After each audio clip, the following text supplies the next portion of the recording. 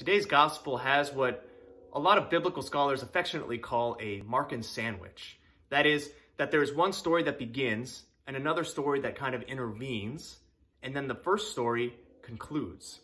And these are two stories of healing today. First is the healing of Jairus' daughter, or the beginning of it, when Jairus comes to Jesus and asks him to come and lay hands on his daughter because she is sick, she's dying.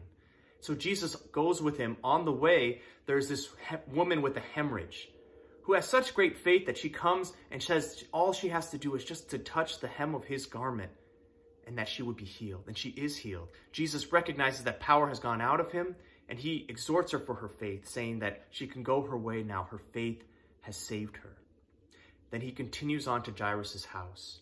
Even though Jairus' servants come to him saying that she has died, that doesn't faze Jesus at all. But he turns to Jairus and says, "Don't be afraid, just have faith." And he goes into the house and he raises his daughter, Jairus' daughter, from the dead. And so the thing that connects these two healings, not just that they're miraculous, not just that the people who asked for them are just random people, but rather that the people who asked, the people who received, had great faith. They had such great faith. This woman with the hemorrhage didn't even believe she had to talk to Jesus. She just knew that if she touched only his cloak, that she could be healed. And because of that faith, she is healed. That's what Jesus tells her. Your faith has saved you. Go your way. Your affliction has been healed. And then when Jairus hears that his daughter has already died, Jesus turns to him and says, "Do not be afraid, only have faith."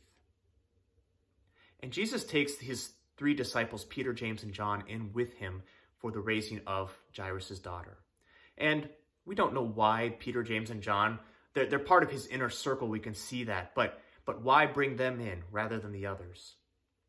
Well, I would posit that perhaps Peter, James, and John had a different level of faith. Or maybe they were more posed to have that expectant faith to see the great things that Jesus wants to do.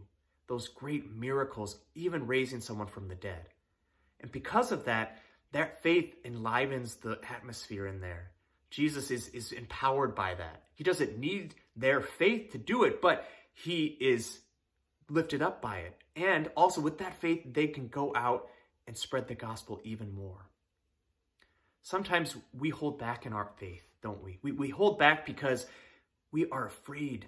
We're afraid that if whatever we ask for isn't answered, it means that maybe God isn't good, or maybe he's not listening to us. Maybe he doesn't want to heal us. But we must know that that's not the truth. It's always God's nature to heal. He is a good God. Yet he asks us to persevere in faith, to not have fear, but to persevere in our faith. And that means asking sometimes more than once. It means learning from him, to see what he does and to ask with expectant faith for the healing we ask for. And so we ask the Lord today for that expectant faith, to be just ready to see the miracles he wants to do.